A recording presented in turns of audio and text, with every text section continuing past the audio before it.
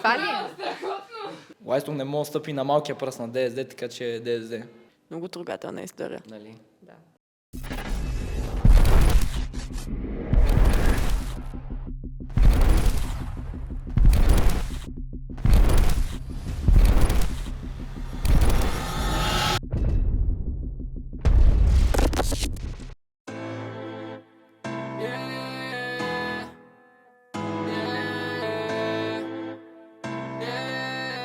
Чувстваш ли се едно превъзхождаш другите с интелекта си? За жалост да, въпреки че не се смятам за особено интелигентен, смисъл чак толкова надарен, но гледайки за жалост какво е положението с нашето поколение и какви индивиди има, някак по друг начин да се чувствам. Не, не мисля. Не, абсолютно не се чувствам, защото все пак съм в немската гимназия, една от най-добрите, така че не мисля, че съм един от... Не превъзхождам според мен почти никой. Да, ама все пак си номиниран за умник. Това е избор на хората сега. Това, че те смятат, че аз ги превъзхождам е друго, ама... Аз не мисля. Не бих казал, не. Не се чувствам се едно превъзхождам останалите с интелект, но смятам, че имам достатъчно интелект. Как си станал толкова умен? Главно с много четене и добра обща култура. Ние мога да кажа, че и... Не знам, нашите също са много умни и по някакъв начин генетично се е предало това. То освен, че трябва да си натурално надарен, нали, си трябва малко и... трябва да си малко да водиш усилия, смисъл да четеш, да учиш, да пишеш, но храна и спане също помагат, смисъл бих казал. Така че... Как храната и спането влязоха в разговор за умен? Значи ти ако всеки ден си на по 3-4 часа, за как очакваш да си адекватен, смисъл трябва да си даваш на време, да ставаш на време, имаш време да учиш. Ако не се храниш, някак се концентрираш, смисъл, примерно, ако правиш класно по нещо и не си ял преди това, са много голям проблем. Редовно учене, писане на домашни, трудно.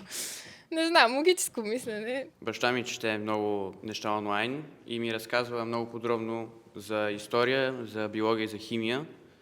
И може би оттам съм наследил интерес към много неща. Когато бях малък, играх на мемори с майка ми и редихме пъзели. Кой предмет ти куца най-много? Или ти куцаше най-много?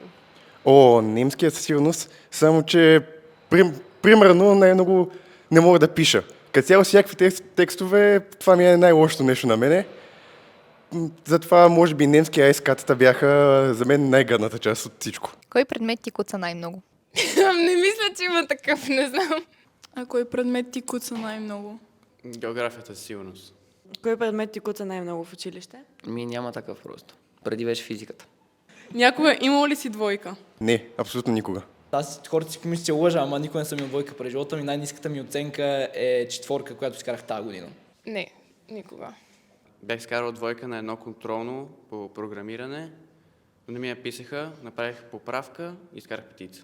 Не съм имал по-малко от 5. Преписваш ли на тестове? Понякога, ако не съм учил, да.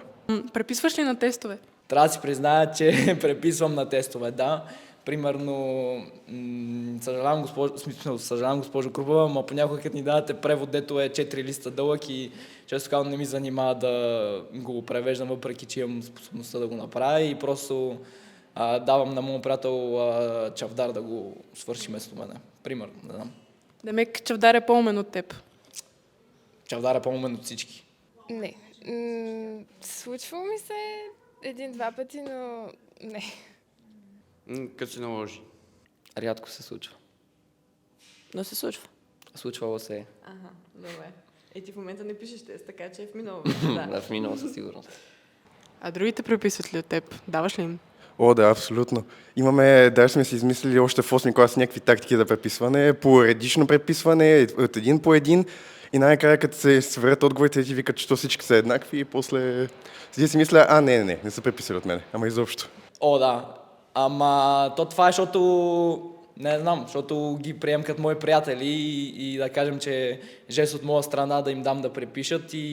Но ако е някакъв непознат, са малко гайни, не му дам особено много, ама се тая. Да, това ми се случва по-често, доста често, но нямам проблем, когато знам, че хората все пак са положили някакви усилия преди това. Да. Да, често. почти винаги. Лайстунг или ДСД? Лайстунг. Лайстунг. Как иначе? Аз уча в Лайстунг, но няма много голямо значение. В смисъл и в двете паралелки има много умни хора. Просто в Лайстунг това, което ми харесва е, че уча повечето предмети на немски и съм в среда, която е изпълнена с много умни хора. ДСД и той е по-хубавото със сигурност. Лайстунг не може да стъпи на малкия пръст на ДСД, така че ДСД. Айкизът ти надвишава ли ръста ти? Аз съм 1,81 см висок, много трудно. В смисъл, аз трябва да съм Айнщайн, за да ми надвишава IQ, така че бих казал не. Тук вече не знам. Със сигурност аз съм около 1,90 м, така че поне айкито ми със сигурност не надвишава. На някой може, ама сега на мен не. Не знам.